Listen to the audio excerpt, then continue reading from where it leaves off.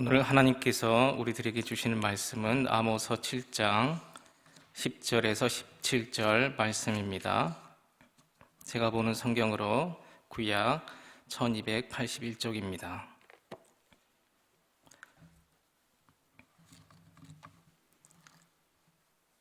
한 절씩 번갈아 가면서 봉독하도록 하겠습니다. 제가 10절 말씀 봉독합니다. 때 베델의 제사장 아마샤가 이스라엘의 왕 여로보암에게 보내어 이르되 이스라엘 족속 중에 아모스가 왕을 모반하나니 그 모든 말을 이 땅이 견딜 수 없나이다. 아모스가 말하기를 여로보암은 칼에 죽겠고 이스라엘은 반드시 사로잡혀 그 땅에서 떠나겠나 하나이다. 아마샤가 또 아모스에게 이르되 선견자야 너는 유다 땅으로 도망하여 가서 거기에서나 떡을 먹으며 거기에서나 예언하고 다시는 베델에서 예언하지 말라. 이는 왕의 성소요 나라의 궁궐임이니라. 아모스가 아마샤에게 대답하여 이르되 나는 선지자가 아니며 선지자의 아들도 아니라 나는 목자여 뽕나무를 재배하는 자로서 양떼를 따를 때에 여호와께서 나를 데려다가 여호와께서 내게 이르시기를 가서 내 백성 이스라엘에게 예언하라 하셨나니 이제 너는 여호와의 말씀을 들을지니라. 내가 이르기를 이스라엘에 대하여 예언하지 말며 이삭의 집을 향하여 경고하지 말라 하므로 여호와께서 이와 같이 말씀하시기를 내 아내는 성읍 가운데서 창녀가 될 것이며 내 자녀들은 칼에 엎드러지며 내 땅은 측량하여 나누어질 것이며 너는 더러운 땅에서 죽을 것이요 이스라엘은 반드시 사로잡혀 그의 땅에서 떠나리라 하셨느니라. 아멘. 여러분, 우리의 인생이 하나님의 손에 달려 있음을 인정하십니까? 우리 교회의 가족, 자녀의 인생 하나님께 달려 있음을 믿으십니까? 우리 교회와 우리나라 하나님의 손에 달려 있으심을 믿으시기를 간절히 소망합니다. 의외로 우리들이 하나님을 섬기면서 살아갈 때에 우리들의 인생이 하나님의 손 안에 있음을 느껴지지 않을 때가 있습니다. 혹은 느끼고 있을지라도 분주한 일생을 살아갈 때에 하나님의 손을 의식하기보다는 내 계획과 판단에 의하며 살아가는 그런 경향이 있을 때가 많이 있습니다. 이 시간 우리들이 내 인생은 정말 하나님의 손 안에 있음을 인정하는지 믿는지를 한번 생각해 보는 시간 되었으면 좋겠습니다. 만약에 그것을 인정한다라고 하면 그리스도인은 두 가지 형태를 가질 수가 있습니다. 내가 좋은 형편에 있는 사람들이 있을 수가 있습니다. 경험이 많고 일이 잘 되어지는 것이죠. 재능이 있고 남보다 해안을 가진 그런 사람들이 있을 수가 있습니다. 그러나 이런 분들도 꼭 생각하셔야 됩니다. 인생은 하나님의 손 안에 달려 있습니다. 그러니 겸비하셔야 합니다. 내가 정말 좋은 형편에 있을지라도 안심할 수가 없습니다. 왜냐하면 인생은 좋은 형편에 달린 것이 아니라 하나님의 손에 달려있기 때문입니다. 요즘 TV를 켜보시면요, 대부분 마케팅을 많이 하고 있습니다. 뭔가를 다 사라고 얘기를 합니다. 그 광고가 적다 싶으니까 채널과 채널 사이를 만들어서 또 다른 채널을 만들어서 새벽까지 뭘 사라고 얘기를 합니다. 그런데 참 재미가 있습니다. 그렇게 숱한 비용을 들여서 마케팅을 한다고 해서 그 모든 제품들이 다 팔리는 것은 아니라는 것입니다. 결국 마케팅이 모든 것을 책임지는 것이 아니라는 것이죠. 한때 교회도 마케팅 전략이 많이 들어왔습니다. 그래서 어떻게 홍보를 하고 어떻게 전단지를 많이 나눠주느냐에 따라서 교회의 운명도 좌지우지 될 수 있다는 그런 경향이 있었습니다. 그러나 우리는 성경의 원리로 돌아가야 될 줄 믿습니다. 성경은 뭐라고 말씀하고 있느냐 하면 모든 인생은 하나님의 손 안에 달렸다라고 말씀하고 있습니다. 그러니까 우리가 아무리 좋은 형편 가운데 있을지라도 재능과 경험과 지혜가 있을지라도 모든 인생이 하나님의 손 안에 달렸다라고 하는 것을 인정하는 순간 우리는 겸비함을 가져야 되는 것이죠. 나의 이 좋은 형편도 하나님께서 사용하지 않으시면 아무것도 아니라는 그런 겸비한 태도, 그런 지혜가 우리 성도님들에게 있길 주님의 이름으로 축원합니다. 또 한 가지 자세가 있을 수가 있습니다. 안 좋은 형편에 있는 그런 성도가 있을 수가 있는 거죠. 그런 성도님들이 가져야 될 태도가 있습니다. 형편이 어렵습니다. 상황이 안 좋습니다. 재능이 없습니다. 뭘 해야 될지 앞길이 캄캄합니다. 그러나 그것 때문에 소망과 기대를 함부로 꺾지 않으시기 바랍니다. 그 아이가 지금은 위기 가운데 있을지라도 하나님이 붙들어 주신다라고 하면 새로운 일들이 일어날 것을 믿는 믿음으로 바라보시길 주님의 이름으로 축원합니다. 오늘 아모스와 관련된 북쪽 이스라엘 왕 중에 여로보암 2세를 좀 더 설명드리고 말씀을 진행하도록 하겠습니다. 이스라엘 나라가 한 나라였다가 솔로몬이 이스라엘을 우상 나라로 만드는 그런 바람에 그의 아들 여로보암 때에 북쪽 이스라엘과 남쪽 유다도 나라가 둘로 나뉘게 됩니다. 북쪽 이스라엘을 만든 사람이 바로 여로보암입니다. 그런데 북쪽 이스라엘의 왕 중에 여로보암이라고 쓰는 사람이 두 사람이 있습니다. 그래서 먼저 쓴 사람을 여로보암 1세, 그리고 두 번째로 쓴 사람을 여로보암 2세라고 그렇게 부릅니다. 우리들이 지금 얘기를 하려는 사람은 여로보암 2세를 얘기하고 있습니다. 이 여로보암 2세는 어떤 사람이느냐 하면 일반 사회적으로 역사적으로 보면 매우 지혜롭습니다. 통치력이 출중합니다.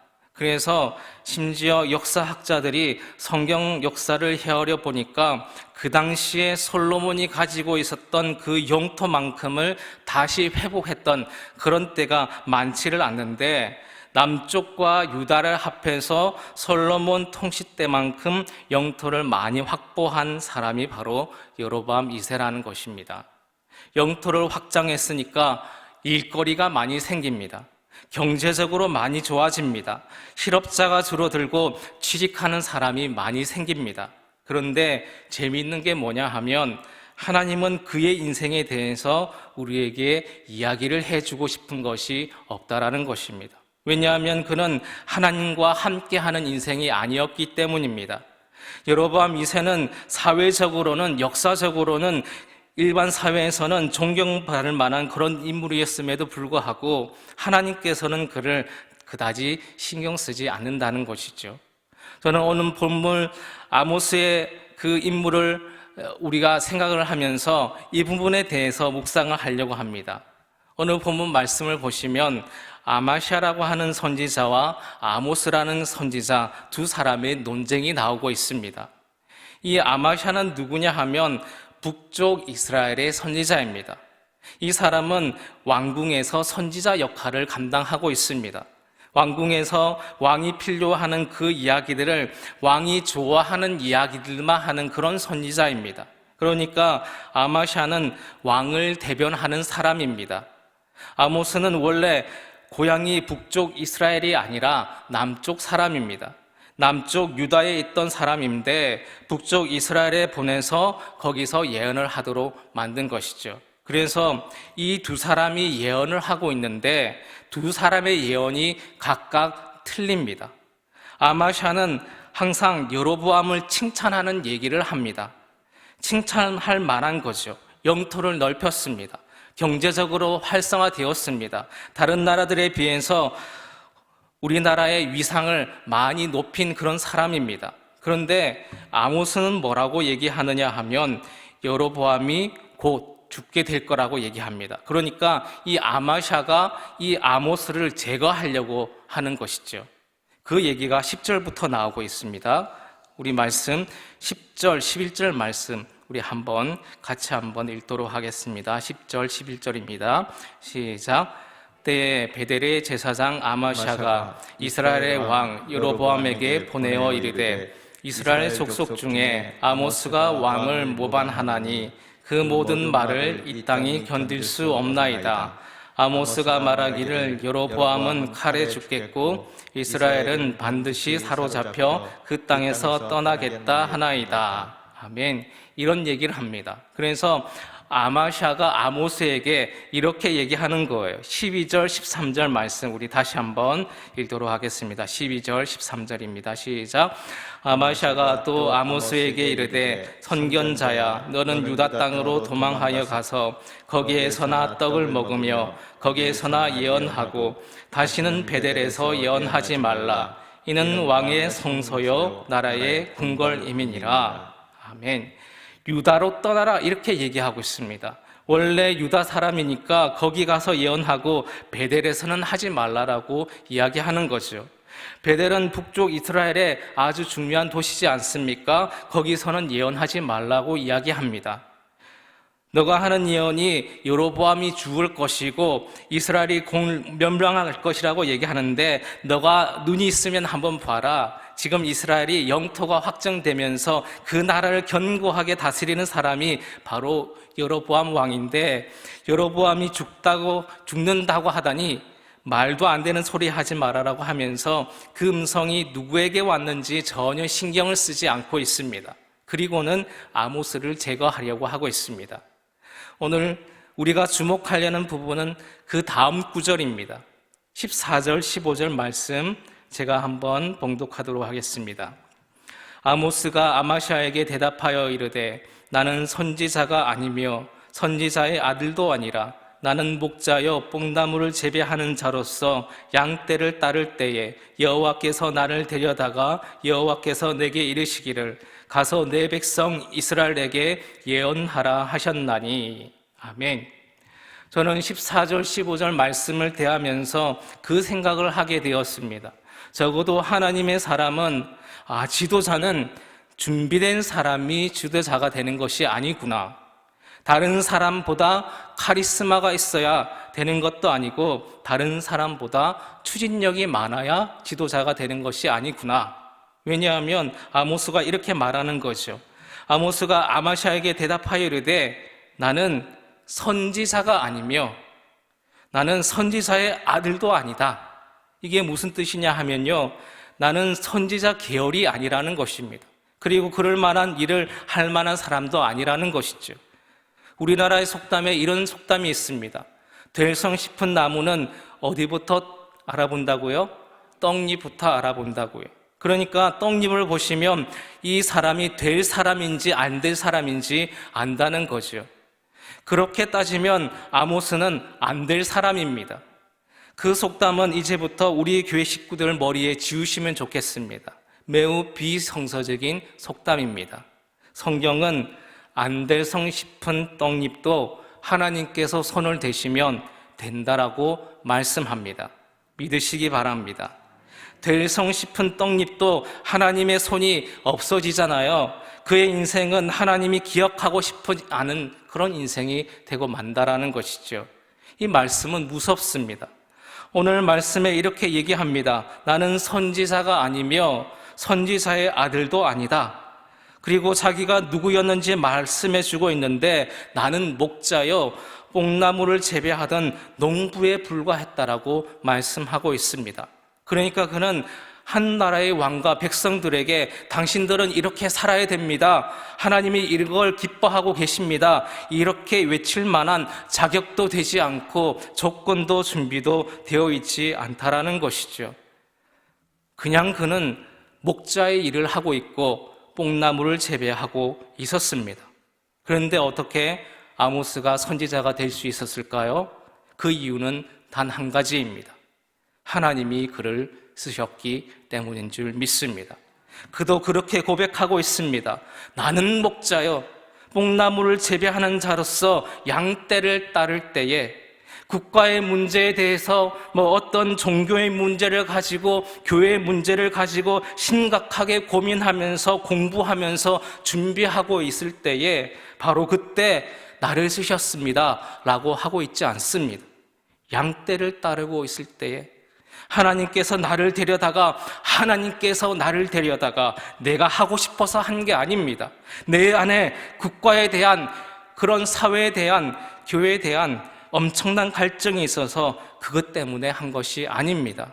하나님께서 데려다가 하나님께서 내게 이르시기를, 하나님께서 그에게 말씀을 주셨습니다. 이것이 하나님의 생각이 담긴 성경의 말씀입니다. 여러분, 믿음은 무엇입니까? 믿음은 나의 생각을 끄집어내고 하나님의 생각을 넣는 것인 줄 믿습니다. 내 생각을 끄집어내고 하나님의 생각을 여러분 집어넣으시기 바랍니다. 말씀을 집어넣으시기 바랍니다. 그렇지 않으면 우리들이 하는 일이 아무리 영토를 넓힐지라도, 경제적으로 활성화시킬지라도 여로보암 2세처럼 하나님에게는 전혀 관심의 대상이 되지를 않는다는 것이죠. 우리들에게 제일 중요한 것은 이것입니다. 아모스가 이렇게 말씀합니다. 하나님이 나를 데려다가, 하나님이 내게 말씀을 주셔야 되는 것이죠. 오늘 본문을 표시하시고요, 1장 1절로 한번 가보겠습니다. 아모스 1장 1절입니다. 구약 1275쪽.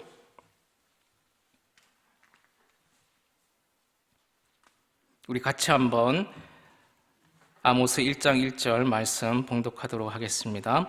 유다 왕 우시야 시대, 곧 이스라엘 왕 요아스의 아들 여로보암의 시대 지진 전 2년에 드구와 목자 중 아모스가 이스라엘에 대하여 이상으로 받은 말씀이라. 여기서 중요한 단어는 받은입니다. 받은 거니까 내 것이 아닙니다. 하나님께서 주신 것입니다. 여러분, 하나님께 먼저 여러분이 받으셔야 드릴 수가 있습니다. 내 것으로 하나님의 것을 바꿀 수 있는 것이 아무것도 없습니다. 내가 뭘 드린다고 하나님의 변화가 생기는 것은 아무것도 없습니다. 물질을 드릴까요? 하나님은 말씀으로 천지를 창조하셨습니다. 온 세상이 하나님의 것입니다. 그런데 우리의 물질 그 작은 것 때문에 하나님의 세계가 변하지는 않습니다. 그렇다고 헌금을 드리지 말라는 것은 아닙니다. 많이 드리셔야 됩니다. 그 헌금도 하나님께서 주셔야 드릴 수가 있다는 것이죠. 우리 것으로 하나님께 변하지 않습니다. 하나님의 것으로 우리가 변하는 줄 믿습니다. 그러니 오늘 예배하는 이 자리에서도 여러분이 변화가 필요하시잖아요. 여러분의 가정과 사업에 변화가 필요하지 않습니까? 그러면 하나님께서 우리에게 주셔야 됩니다. 하나님이 우리에게 주셔야만 우리가 변할 수가 있습니다. 평범한 삶을 살았던 아모스에게 하나님의 말씀이 임하고 있습니다. 하나님께서 그에게 주셨습니다. 그러니까 그가 다른 인생을 살아가고 있습니다. 그리고 나서 성경 인물을 살펴봤습니다. 성경의 인물들 중에 적어도 제가 찾은 사람들 중에 하나님께서 왜 쓰셨는지 이유와 조건을 먼저 찾아 놓으시고 쓰신 인물이 없는 거예요. 베드로를 예수님께서 부르셨을 때에 내가 베드로를 이제 부를 텐데, 베드로를 부르신 이유는 그가 성실하고 뭘 잘하고 열심히 있고 남들보다 추진력이 있어서이다, 이런 말이 없습니다. 부르신 이유를 설명하지 않고 그를 부르시고 있습니다. 부르고 나니까 그들이 하나님의 사람이 되었습니다. 그런데 세상은 그것을 이렇게 설명하려고 합니다. 아모스만 해도 그렇습니다. 어떤 글을 읽으니까 하나님이 아모스를 부르신 이유를 이렇게 써놨습니다. 하나님이 눈 감고도 다 찾아낼 수 있는, 우리들이 눈 감고도 다 찾아낼 수 있는 그런 것을 써놓았습니다. 하나님이 어떤 사람을 쓰실까? 그는 성실했기 때문이다. 그는 양을 열심히 치고 뽕나무를 열심히 길렀다. 자기 일을 열심히 했을 때에 하나님이 쓰신다. 이거는 누구나 다 찾을 수 있는 것입니다. 그러면 성경에 그 얘기가 있습니까? 그 얘기가 없습니다. 우리가 만들어서 거기에 집어넣은 것이죠. 이건 성경의 해석이라고 볼 수가 없습니다. 내 얘기를 성경의 얘기에 집어넣어서 내 얘기하려고 하는 것이지 않습니까? 성경은 아모스를 왜 썼는지 그 이유에 대해서 설명하지 않습니다. 모세를 쓰신 이유 설명하지 않습니다. 하나님께서 모세를 부르신 이유를 모세에게 찾는 이들도 있습니다. 모세에게서 우리가 본받아야 될 점이 있다라는 거죠. 그러나 여러분, 정직하게 성경을 대하시면 하나님을 모세를 부르신 이유에 대해서 설명해 주고 있지 않습니다. 그의 열정 때문인지 아니면 추진력 때문인지 카리스마 때문인지 설명해 주고 있지 않습니다. 단 하나만 남습니다. 그가 어떤 사람이었던지 하나님이 그를 쓰시면 그는 하나님의 사람이 되는 줄 믿습니다. 그러니 저와 여러분이 사모할 게 있는 거죠. 내가 어떤 사람이 되느냐가 아닙니다. 하나님이 나를 써주시기를 사모하시기 바랍니다. 이번 항종지 선교를 준비하는 여러분들에게 이런 마음이 있기를 바랍니다. 하나님, 저를 써주시옵소서. 하나님, 사용하여 주시옵소서. 저는 생각한 게 뭐냐 하면 그 말씀을 읽으면서 제 안에 자유함을 느꼈습니다. 아, 그렇구나. 혹시 이렇다면 나도 하나님 앞에서 리더의 역할을 감당할 수 있을지도 모르겠구나. 나는 카리스마도 없구나. 그렇지만 하나님께서 만약에 쓰신다라면 그 일이 될 수도 있겠다. 그리고 성경을 보니까 하나님께서 쓰신 도구를 살펴보니까 날카로운 칼만이 아니었습니다. 날카로운 창만이 아니었습니다. 골리앗을 이길 때에는 물맷돌, 돌 하나를 사용하신 거죠. 돌을. 하나님이 그걸 사용하셨습니다. 홍해를 가를 때는 칼을 사용하신 게 아니었습니다. 지팡이를 사용하셨습니다. 금이 박혀있고 다이아몬드가 박힌 그런 지팡이가 아닙니다. 그냥 광야에서 짚고 다닐 수 있는 지팡이이면 그에게는 충분했습니다. 그러기에 우리들 중에 하나님이 못 쓰실 사람은 아무도 없는 줄 믿습니다. 그러니 목사님, 누가 쓰임을 안 받을까요? 하나님보다 내가 더 강하다고 생각하는 사람이 쓰임을 잘 안 받습니다. 내 방식이 아니면 안 된다라고 생각하는 사람, 잘 쓰임을 받을 수가 없습니다. 내가 원하는 때가 아니면 안 돼, 그 사람은 잘 쓰임 받지를 않습니다. 내가 좋아하는 곳, 그곳에만 내가 쓰임 받아야지, 그런 사람 잘 쓰임 받지 못합니다. 정말 우리의 인생이 하나님의 손안에 달려있다라고 인정하시면 내 모습이 어떠진 간에 관계가 없습니다. 하나님이 날 쓰신다라고 하면, 쓰시고자 하는 곳에 쓰시겠다고 하면 그렇게 순종해드리면 누구나 하나님이 쓰실 수 있는 사람이 될 수 있는 줄 믿습니다. 여러분, 우리가 살아가는 인생은 때로는 푸른 초장일 수가 있습니다. 때로는 사망의 깊은 음침한 골짜기일 수도 있는 거죠. 만약에 어떤 분이 예수님 믿으면 항상 푸른 초장입니다, 그렇게 펼쳐집니다 라고 얘기한다면 그 사람은 거짓말쟁이입니다. 하나님을 잘 섬겼던 다윗도 푸른 초장, 쉴만한 물가와 그리고 사망의 음침한 골짜기를 함께 거론하고 있습니다. 사도 바울이 복음을 전할 때 순탄한 길만을 가지를 않았습니다. 감옥에 갇히고요, 매를 맞고 물의 위험, 불의 위험을 당했습니다.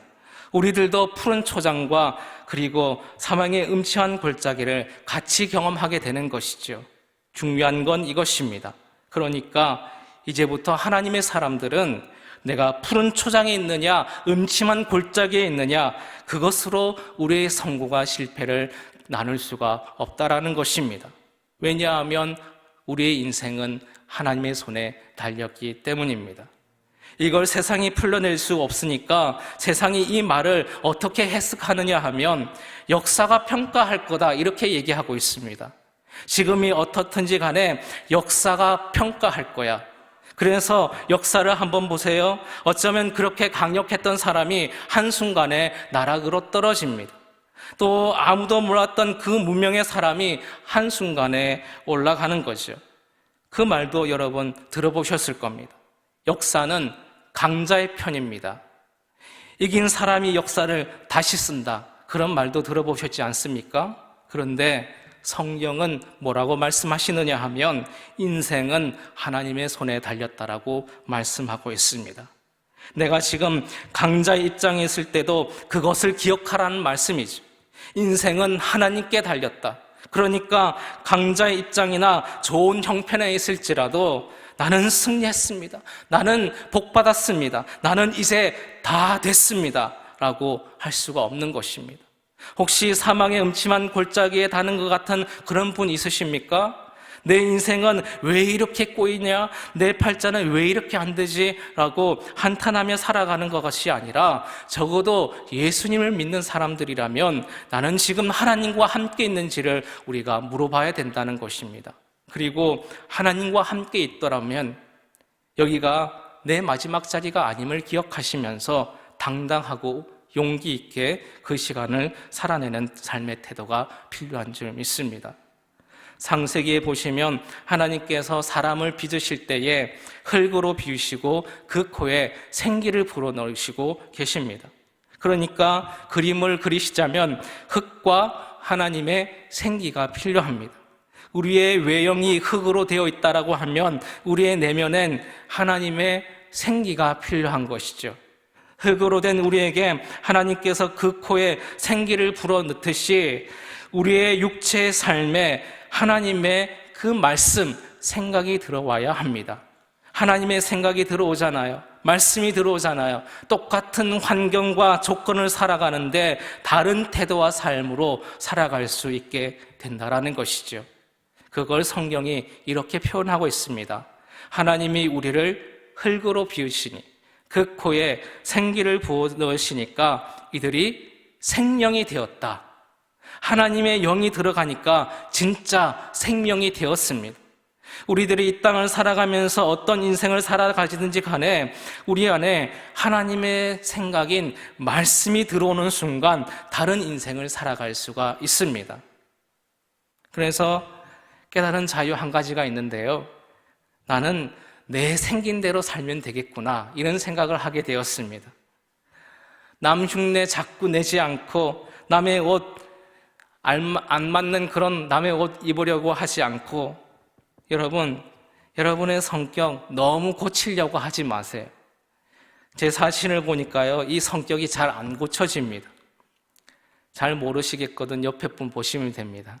옆에 분 보시면 어떤지 잘 아실 거예요. 목사님 그래도 조금 바뀐 것 같은데요. 그 부분만 바뀐 것처럼 잠시 보일 뿐입니다. 다른 일을 만나시잖아요. 다른 때에서는 또 다르게 바뀌는 것을 볼 수 있습니다. 여러분, 급한 성격을 가진 분들 그냥 그렇게 사시면 됩니다. 사시게 놔두는데 그 급한 성격, 그 입장에서는 그 급한 거를 하나님 쪽으로 좋게 바꾸시면 되는 거예요. 말을 많이 하는 은사를 가지신 분 계실 겁니다. 그거 고치기가 쉽지를 않습니다. 말을 안 하면 입에서 단내가 납니다. 그러니까 해야 되는 거죠.